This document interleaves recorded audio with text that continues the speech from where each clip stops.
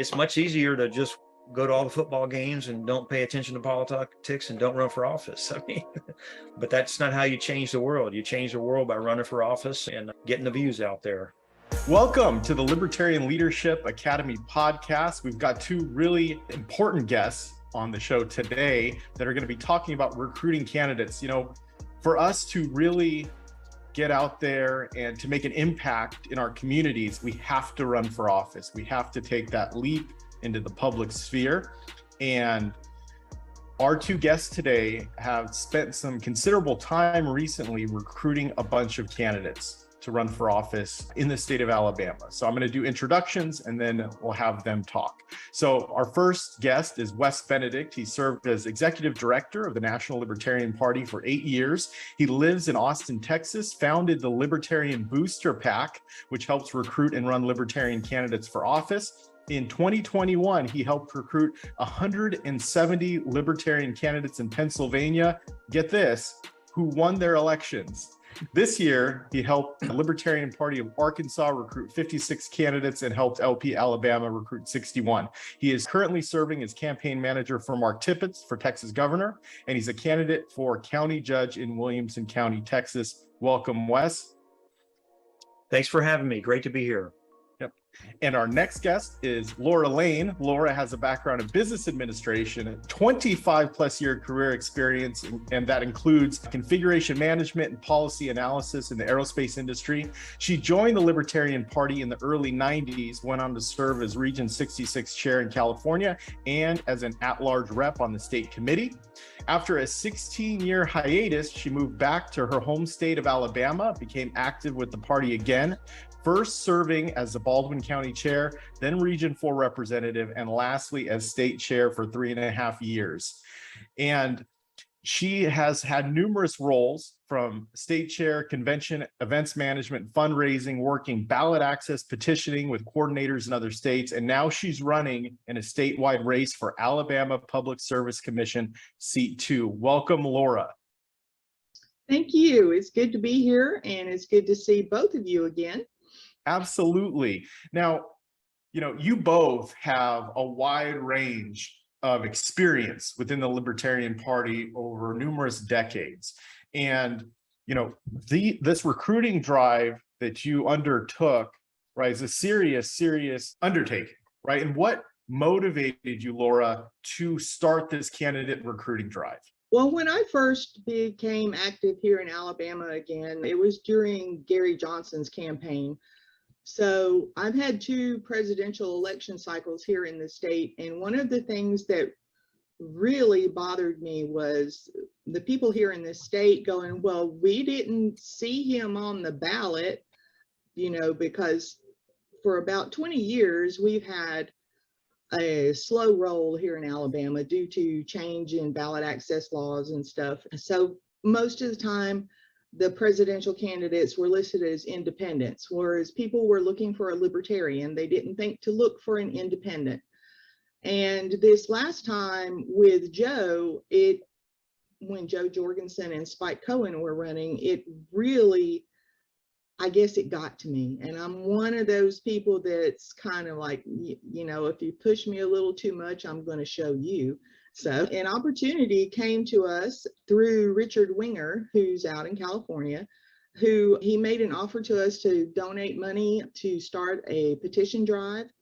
And of course, I'm sitting here going, well, we can't, it doesn't really do any good to have a petition drive if we don't have candidates. So obviously the next step is to start recruiting candidates. So when we knew that we hit or were absolutely as close as possible and knew that we were going to cross over the signature threshold that we needed, we started a really fast and hard push to recruit candidates. And one of those was, of course, bringing Wes on board to help us with that. I had been doing some candidate recruiting, but when you're spending 24 hours a day handling petitioners, because, you know, some of them can be kind of needy, it was a little bit more than I could handle. So we got Wes involved, and part of the strategy of that was looking at which races in the state were going to be uncontested. Mhm. So going by what we knew was happening with the other two parties and with the primaries and looking at who all filed, we knew which seats were going to be uncontested. And so we got Wes on board and we let him take it from there. Awesome. Awesome. And Wes, you've been recruiting candidates for a while with really great success. What would you recommend a state or local Libertarian Party do as their first steps to start a candidate recruiting drive? I think it's very valuable to recruit candidates and run lots of candidates. And, Libertarians, we hold meetings and we get together every month or so and talk to each other. And that helps us build some camaraderie and helps us educate ourselves on libertarianism, but it doesn't cause a lot of outreach to the public. But when you have candidates running for office, it just kind of automatically causes you to reach out to the public, because news organizations call you and want to interview your candidates, find out why you're running. They don't give us as much press as we like, and they don't always include us in debates the way we want to be in these big debates, but they do give us lots of attention. And by explaining that to the Libertarian membership as a whole, explaining how important it is to have candidates, and by having candidates, that helps you reach out to the public, that convinces the party, okay, yeah, probably that's a good idea. And then you just have to start letting everyone know. And, most of our organizations they send out like email newsletters, they post stuff on Facebook and other social media. And so you just need to start getting the word out. Hey, we want folks to run for office. And then another big part of it has been pretty much every time I've recruited a bunch of candidates, it's involved sending an old-fashioned snail mail. Remember those things? It's like paper, you stick a stamp on it, you you mail it out to people. Yeah. It's called junk mail. It's, people So are you talking about a letter? A letter in yeah. an envelope? Yeah. Here's one. It's not folded up, but you can imagine this folded in three, stuck in an envelope. Well, Now, do you have to use one of those old feather ink pens, or can you type it? Like what's the strategy? I use Microsoft Word and I print them on a laser printer. Okay. It's old technology, but some people still know about it. But the point being, people get used to seeing emails and other stuff. They get used to ignoring it. But when you send a nice letter, people will spend a little bit more time reading a piece of paper. And if you put in a real good sales pitch and explain why to run for office and how you're going to help and how it's valuable if you do, I've just found that that's been very effective at getting a lot more leads. And go ahead. Let me add on to that and ask you another question. Where do you get the addresses and the names of the people that you're sending these letters to? Okay, so usually we're targeting libertarians, and just over half of the states in the US have registration by party. So you can register and you can be a registered libertarian, but a lot of states don't have that. So, but example, when we did some in Pennsylvania, they have registration by party. So there's like 40,000 registered libertarians. So that's a lot of folks you could send a letter to. But in states like where I am now, Texas, or in Alabama and Arkansas, they don't have registration by party. Or like in Arkansas, they have it, but they keep deleting them every so often. So there's only like a couple hundred in there. But the state party usually has a database of dues paying members to the state party, or dues paying members from that state to the National Libertarian Party, or just people who asked for a bumper sticker or who helped with the presidential campaign in the past or whatever. So we're sending those letters to people who have had some affiliation with the Libertarian Party in the past. Yeah, here in Washington State, we're the same. We're not a per party registration state. People just register to vote. They don't say what party, so we don't get that data, right? But I know we've gotten lists from the Gary Johnson campaign. We got lists from the Joe Jorgensen campaign recently. So those would be great resources. So you're reaching out to self-identified libertarians who have in past engaged with either a campaign in the Libertarian Party or with a state or national or local party, right? Yeah, absolutely. And that's what you would do with, snail mail is expensive. Stamps are 58 cents or whatever. So you don't want to just send those to the whole world. You got to send it to who makes sense. And certainly you're going to get a much bigger response from libertarians. But your other methods of outreach, like posting things on Facebook, and if some of the local groups have developed email lists or whatever, those do often reach people who aren't libertarians. And we do, I know even in Alabama, like some folks from the Constitution Party, and it seemed like there might have been an independent or two that said, hey, I might run as a libertarian. I looked at your platform. I kind of agree with it. So you can reach others through those other means. Okay, so that leads to another question, right, on purity. So is there any type of screening that you do for the people who say, yeah, I'd like to run for office as a libertarian, but I'm more of a Constitution Party person? When I'm recruiting, it's going to be up to that state what their leadership feels they want to achieve. So I'm kind of flexible. I'm okay if some group says we only want really hardcore libertarians, but I'm also okay if they say we're kind of flexible. You don't have to be perfect libertarian. You can be a little bit off to one side or the other, or a moderate. Well, we all know that I am the only true libertarian, so we have to allow some other people to run as well. Now, wait a minute. I thought I was the only true libertarian. Okay, so it's not really you making the decision. Kind of leave that up to the state parties, right? And they can decide, what the benchmark is for running for office as a libertarian. If they're, do they have to pass a psych eval? Do they have to go through background checks? Yeah. Like, we don't want child molesters, right? We gotta, no violent felons, correct? Like, yeah, and I've usually done just a little bit of I'd call it pre-filtering or pre-screening. Mm-hmm. If someone sounds totally crazy or whatever, then I just don't pass their information on, or I say, you know what, maybe you should help another campaign and think about running in the future. So I do a little bit of quality control up front. Okay, cool. And I have in recent times, to me, I'm very familiar with libertarian positions and what they should be. What I want to stay away from are people who are definitely just Republicans who kind of just want to run as a libertarian, or who are definite Democrats who want to run as a libertarian. So I'll usually ask, are you for lower taxes on all the time? And most of them say yes. And once in a while I've had someone say, no, I'm actually for socialized medicine and stuff. I'm like, well, maybe you wouldn't make a good libertarian. And they told me I'm an independent or a green. They said I'm a green. I said, well, look at our platform again, and then send us an email explaining what you stand for, and we'll tell you if we think it's a good idea. Okay, we've had people who say I'm for. I usually also ask, are you for legalizing marijuana, and do you think gay marriage is okay? And that helps screen out some of the really right-wing Republicans, because there are Republicans who think they're libertarian, but they're for the drug war, and they're anti-gay, and they're for all these other social conservative things. And so I ask but that's about it. I don't go into much other detail. And in the end, it is up to the state. It's not always the state party that decides. Sometimes it's the local group or whatever.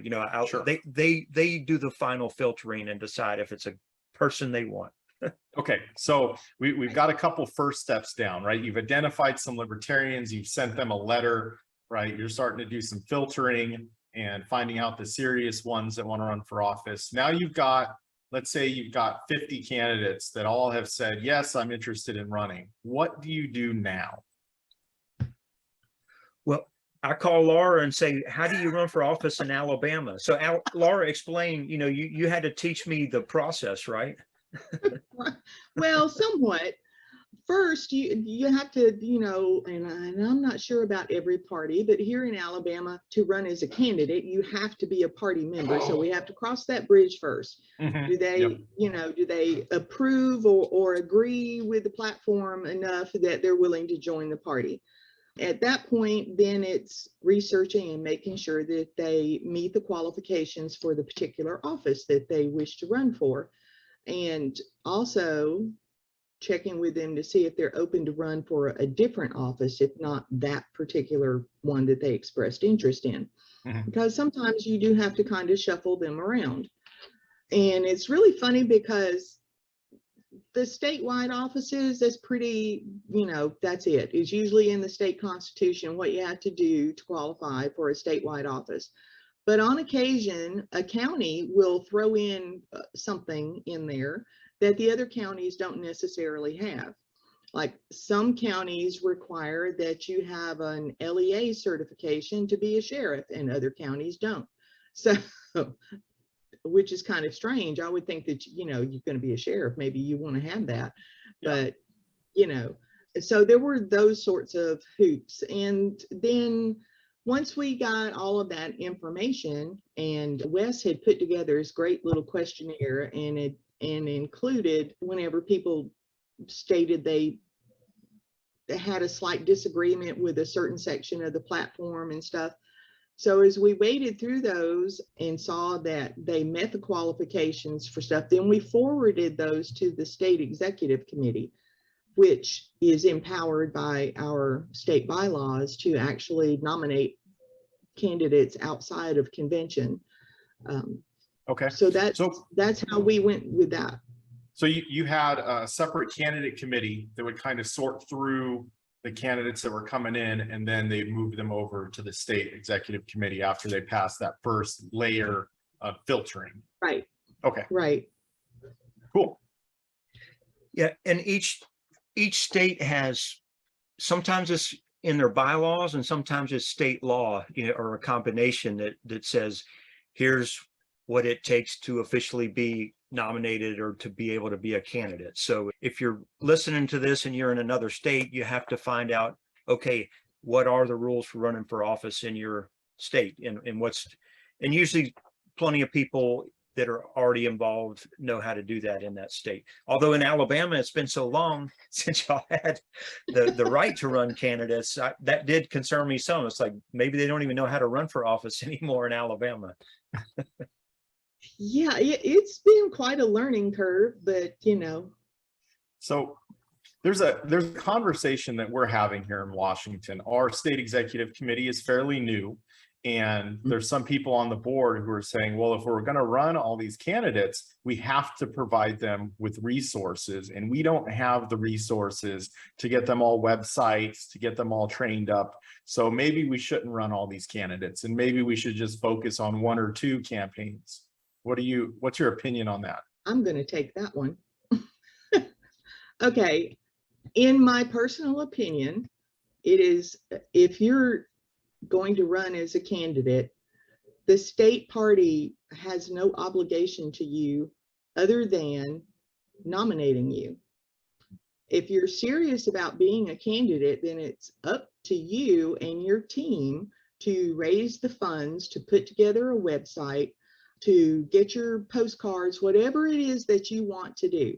Now, the state party can certainly give you advice and stuff, but they're really under no obligation. That's how we are here in Alabama. It's like we're nothing but volunteers, and fundraising is hard enough as it is. So for the party to actually raise enough funds to provide a candidate with, or 50 candidates or 60 candidates, however many you have, with websites and this and that, it's, come on, we're not the Republicans, we're not the Democrats. Until some big sugar daddy throws a bunch of money at us, it's not going to happen.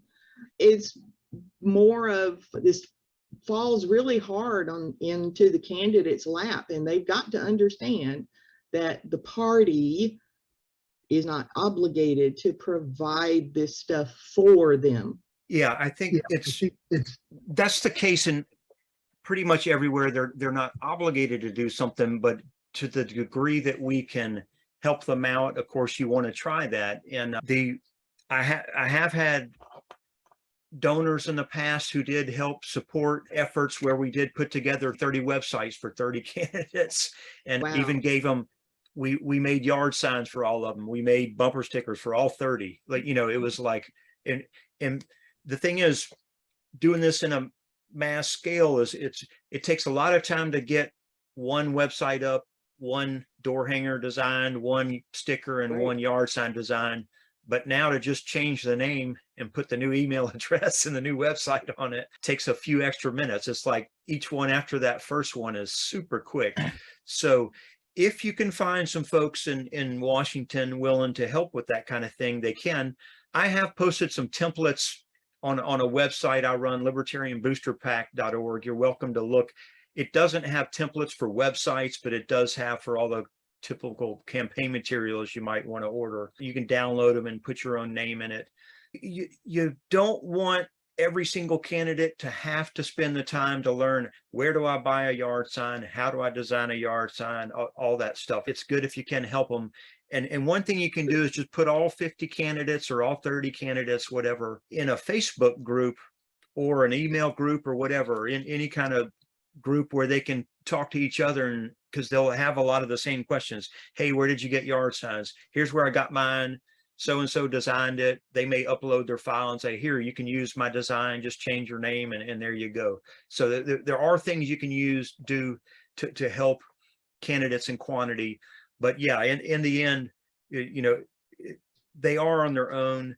I do want to emphasize that you want to encourage them and thank them. It's, for most people, Absolutely. Yeah, it's not a privilege to run for office. It's like, it's a pain in the neck, right? Yes. It's a pain in the, yeah. So like I'm campaign manager for Mark Tippis for governor. It's not like it's some great honor to run for governor in Texas, although you might think it is. It's actually a big old hassle. It's a lot of work. And on election day, I don't know if it's a great thing to put on your resume. Oh, I ran for governor. It's work. And so I want to thank people who run. And I think it's important for you all to do that. It's like you if you ask them to run and they put in a bunch of time, they're doing it for the cause, and you want to encourage it. So maybe, we can find some web designers or some web developers that we can put together a training that can show people how to set it up, because there are some simple web builders out there, Weebly, Wix, WordPress is a little more complicated, but I know there's a few others out there as well. So maybe that's something that we could look into in the future. So, as far as websites, if they're pretty good at doing stuff themselves, and kind of Wix is a good site. When it comes to adding in donation links, I highly recommend, because I've gone through this myself, okay, I highly recommend that candidates use anadot.com. It doesn't take very long to get your account set up with them and linked to your bank, and they already have the forms set up that collect all the information that you will need to put on your financial reporting for your state. Some of the resources that we've been using here, some of the candidates here in Alabama, there's a website called signsonthecheap.com, and let me tell you, they really fast turnaround, great printing, and they're just fantastic, and they are always running some kind of discount on their signs and stuff. So that's just, and if you want a banner, there's bannersonthecheap.com too. So but I've always had really good luck with them. And okay, the other thing is, I don't know about bumper stickers. I've never done bumper stickers, but business cards, postcards, anything of that nature, door hangers and stuff, go with the Vistaprint. Just bite the bullet and go with the Vistaprint. They do fantastic work, fast turnaround, and I've always been super, super happy and satisfied with their stuff. And online, on Facebook, there is a group it's a private group called Open Source Liberty. And it is a group that is pretty much all volunteers. Most of the people in there are offering their services to candidates. Some of them will do it for free. Some of them will have a minimum charge. And there's anything and everything that you need for your campaign. That you need somebody to build your website, design your graphics, on and on and on. Join that group. I think it's run by John Ferraro or some I can't remember his name. I'm sorry. That's okay. But it's a great resource to use. Awesome. I'll make sure and get those links up in the description as well. So I appreciate that. Okay, great. Now, what you were just talking about with running for office, and it isn't a privilege to run for office. It's work, right? And but the cool thing about it is that most people who do run for office, there are some advantages that come with it, right? Their skill sets improve in a lot of different areas: communication, public speaking, team building, leadership. Their networks definitely increase, right? Because they're putting their name out there, and then other libertarians will look towards them and be like, oh, hey, I'm a libertarian too. Can I help you? Right? So their networks grow. So there are some advantages to running for office, right? Laura, do you have any experience with that? Okay, this is my first time actually running for a public office. So, well, thank you. Oh, well, thank you. So, it's been a pretty strange little thing. I had originally intended to just be a paper candidate because of various things going on in my life, but there's a lot of people have been reaching out to me, and they don't want the establishment person in there anymore, and this kind of stuff. And they're really pushing and promising support, if I'll run a more active campaign. So we're going to see how that goes. Cool. But it's one of the things, other than more interaction with the press and of course, people who may not necessarily be familiar with the party and its philosophy, I really don't feel that it's all that much different than, say, running for state chair or, a position on the state executive committee. So, well, except for the financial reporting you have to do. That's a royal pain. Yeah. With running for office, there are some advantages to it. And you brought up a really good point, and that you were considering running a paper campaign. And that's another conversation we're having here in Washington State, because, at the same time, I want to see a lot of candidates on the ballot across the state. However, if newspapers are reaching out to a candidate that's running a paper campaign and that candidate does not respond, it's going to make us look bad, because it says in the articles the libertarian candidate did not respond. Has not responded. That's correct. Did not respond. So one thing we're talking about is having a minimum level of commitment. Like if someone's going to run for office as a libertarian, the minimal level is have a campaign website with the issues that are libertarian on there, and respond to media and voters, right? When those requests come in and questions come in. Is that, Wes, do you discuss this with candidates, or Laura, do you discuss this? I have actually not ever discussed that with candidates, but I think that's actually probably a good plan or policy. A good requirement or whatever to put on the candidate. Or are they willing to do these simple things? That doesn't, it's not requiring them to raise money and do bumper stickers and signs and all that sort of stuff. It's just a small upfront layout for your website costs. So I think that's probably a pretty good requirement to put on a candidate. Yeah, those sound like good criteria, I think, as well. And if you help them with websites, that's probably their hardest thing for most people. And if they're not that, like you said, you named a few services that make it easy to set up a website. Once one person has set one or two up on those services, it is quite easy to do more. So if you tell the candidates, here's what we want from you, but we have a couple of people who might help you step through that website stuff. I think that would help you have more candidates and feel comfortable. And yes, you don't have to run you don't have to decide to run as million of candidates or like just two. You can do something in between. If it's okay to have several candidates this year and see how it goes, and make the plan to build for more the following year or the year after that. What I have seen plenty over the decades I've been involved is several states who feel like we're not going to run until we're big and powerful and serious enough to win. And they just sit there and flounder forever. They never grow. If you're not running candidates and you don't grow, you don't get you don't just get better by sitting there. You actually get smaller, weaker, and imagine all the voters out there. If I'm going to go vote and there's no libertarian on the ballot, then I'm either going to vote Republican or Democrat. Yeah. And I'm going to get in that habit, and that habit's hard to break. So you got to get them in the habit of voting libertarian year after year after year. And so, you know, if I was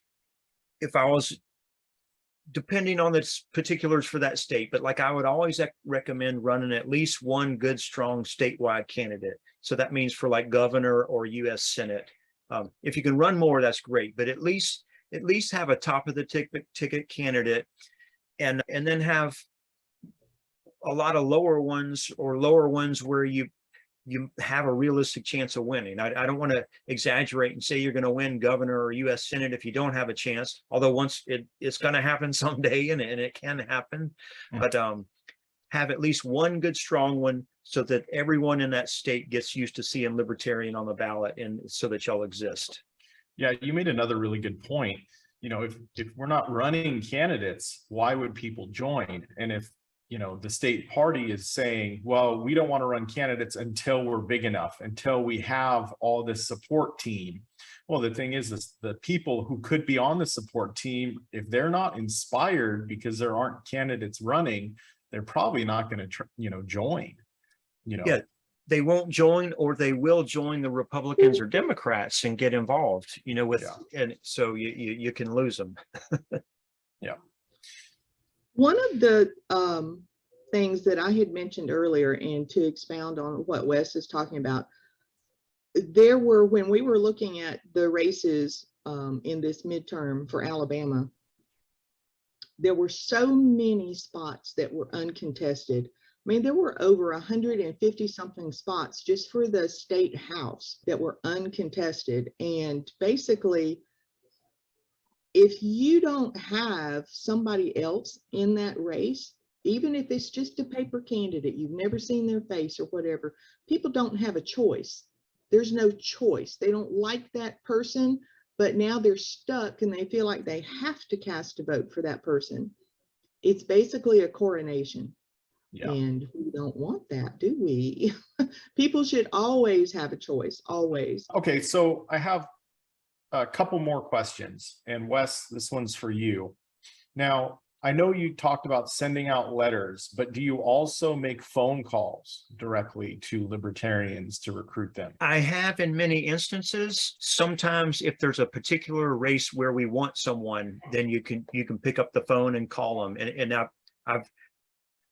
I don't know that I did that for Alabama for a particular race, but like in other efforts, I have definitely picked up the phone and called. Again, it's that list of libertarians in your database who I've called.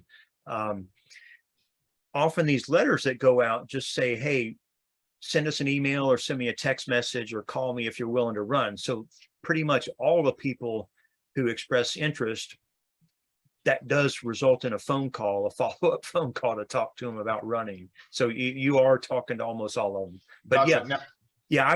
We once had an effort. We wanted to recruit 100 candidates for state rep in Texas, and we had 10 left, and so we're like getting the database. Here's the ones. Let's call everyone in that district and find someone, and it works. It works. Cool. So do you have like an outline or a script that you use for these calls when people are calling? I usually have one, but it's much shorter than you would imagine. So it's along the lines of, I got your letter, right? And I'm calling you right now, and you answer the phone and say, Wes, I'm looking to run for office. What do I do? And then so if they call me and say they're looking to run for office, first I would verify that they live in the district. Okay, great. We don't have a candidate in District 32 yet, so it'd be nice to you always have to have a database that everyone can look at to see, because when you're recruiting candidates, it happens fast and you're filling up this list real fast. So, but you say, are you at this address? Okay, we need to verify that you're in that district so that you can run for that office. I usually ask them, are you, whatever the age limit is, it might be 23 or 18 or 25. There's usually a minimum age limit. And then beyond that, it's like I said, I ask them, I want to make sure you're mostly libertarian. So are you for lower taxes? You're not anti-gay or for increasing the drug war or whatever. And then they say, yes, yes, yes. Great. Would you run? Now, I often have asked, would you, some part of it has been, would you run an active campaign or a medium campaign or a minimal campaign? And I usually say, we're looking for you to do whatever you're willing to do. And so they may answer that. And then at that point, I've forgotten all the details of how to actually file in Alabama, but at that point, I have talked to Laura, and we do have a list of, okay, now here's your instructions, and it may be fill out this form, fill out this paperwork, here's the campaign finance rules, here's this or whatever, and here's when we'll get back to you, that kind of stuff. And do you got a pep talk? Do you have a pep talk that you do over the phone? Or are you like cheerleading them somewhat? I absolutely am. Yeah, because almost everyone, oh yeah, no, everyone's like, if they haven't gotten a letter and read it that explained why we really, really want them to run, almost nobody wants to run. And so, there's usually a few who want to run, but if you say, we want you to run, we need you to, we don't have anyone for this, and it makes a difference, and would you please do it? And it won't take too much of your time. Maybe I exaggerate on that part.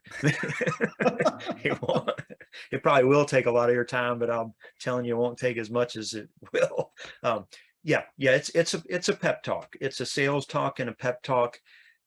But like I said, you got to go with the mindset that you want folks, not that you don't want them, because it's much easier to just go to all the football games and don't pay attention to politics and don't run for office. I mean, but that's not how you change the world. You change the world by running for office and getting the views out there.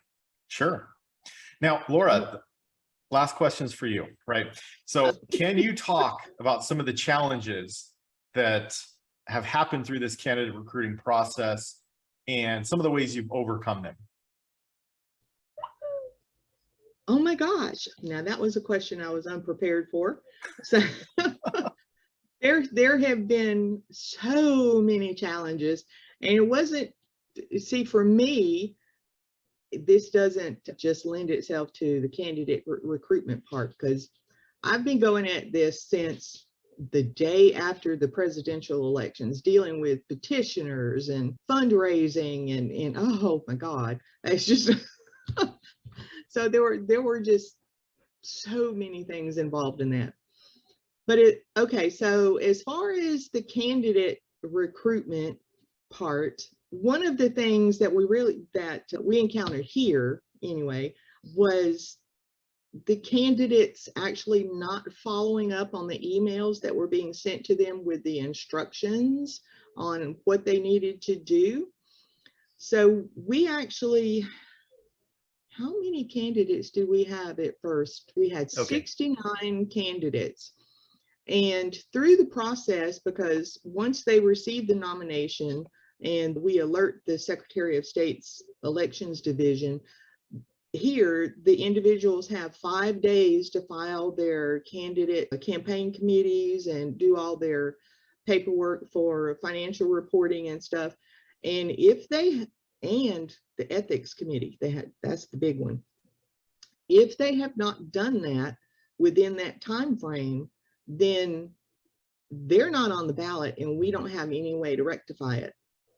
So it sounds like you only lost 8 candidates in the process. We lost 8 candidates because of that. So but it sounds like it's a good weeding out process too, right? Because you have, well, actually, if they can't file a simple form, that way, because if you can't, I mean, because I was very methodical in the email that I put together. It's like, if you're running for a US seat, these are the things you have to do and stop here.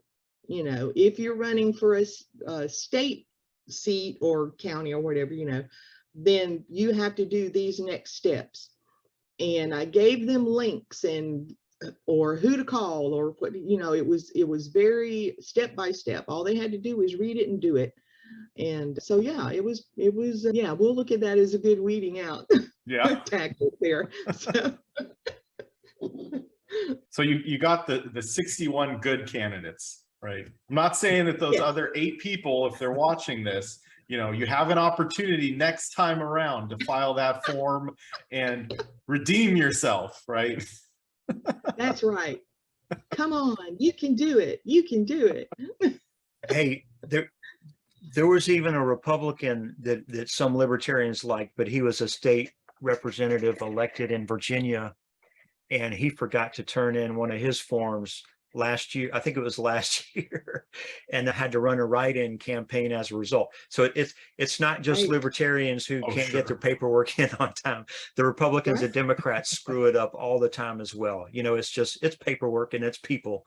Yeah, and the government Right. doesn't make it easy. Obviously, in Alabama, Right. it's very difficult, and I commend you for your efforts over the past few years to get this all figured out and put in place. So, thank you. Now, Wes did a fantastic job for us here in Alabama. And I mean, I cannot thank him enough for taking that load off of me and for doing such an excellent job at it. so go ahead, Wes.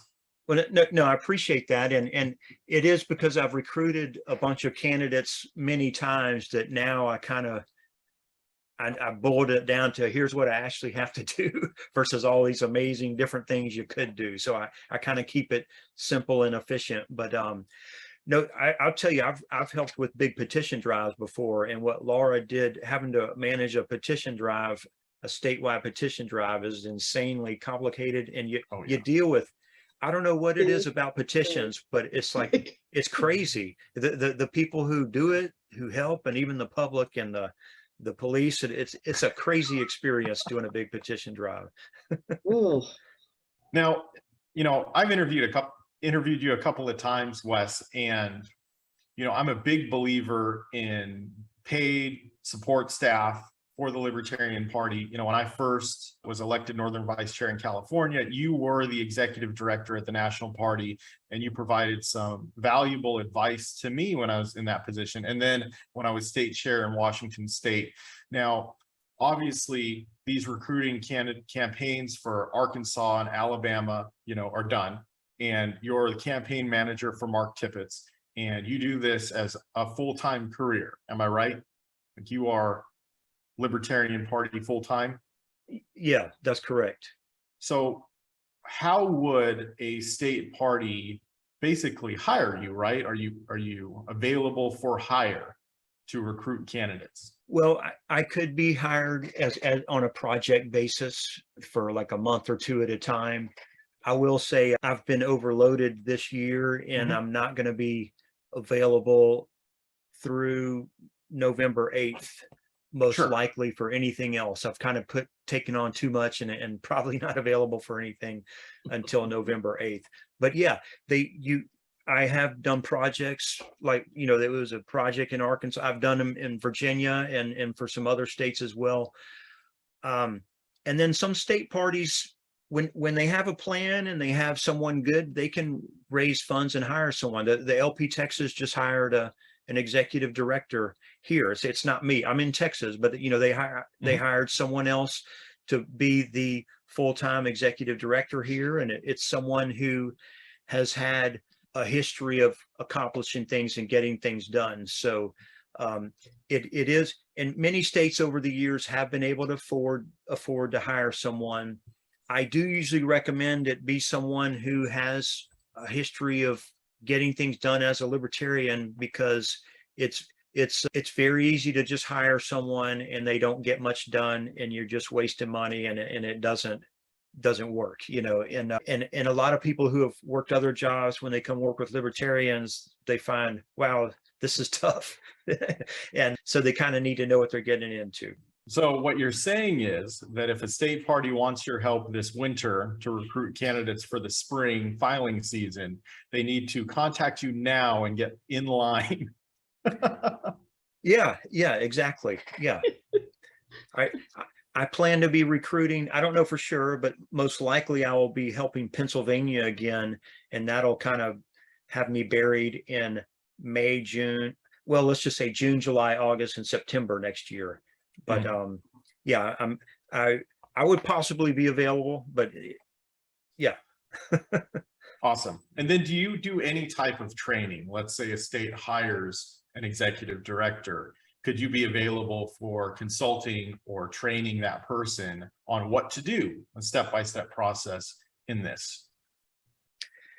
Yeah, I'd be happy to talk to someone about serving as an executive director or help train them, or also talk to a state party about, here's some things you ought to look for when hiring someone, and here's some things that you should have them do, and here's some of the problems that can come up, that are likely to come up. Because I've been a state executive director in the past. I was LP Texas executive director for 4 years, but I've also encouraged and helped other states to hire folks and that have done so. I do want to encourage people to run for office or be a campaign person to help other folks.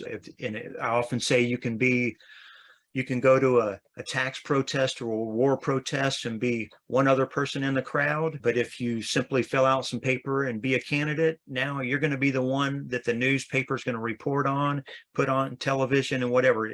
Being a candidate amplifies your voice 10,000 times as an activist. So I certainly encourage it. Awesome. Well, thank you both very much for joining me. I really appreciate you taking the time out of your evening today.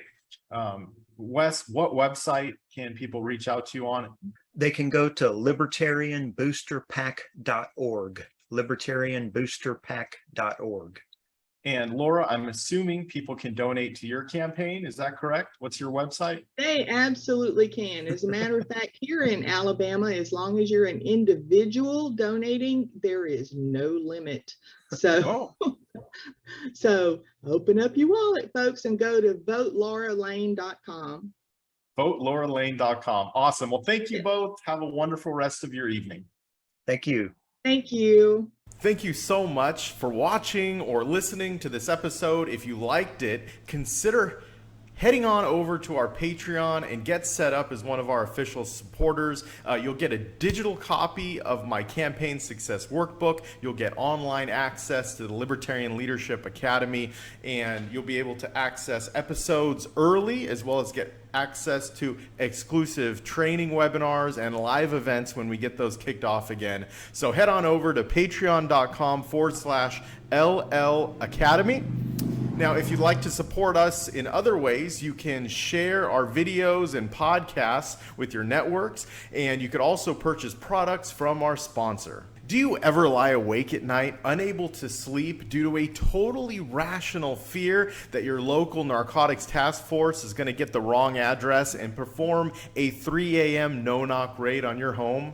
Yeah, me too, which is why I take Pat Crest Botanicals nighttime sleep gummies. They help me get to sleep at a reasonable hour, and I wake up refreshed and ready to post anti-government memes all day on social media. But seriously, if you'd like to try some of those sleep gummies, head on over to patcrestbotanicals.com and make sure to use discount code LLA to save 30% on your entire purchase.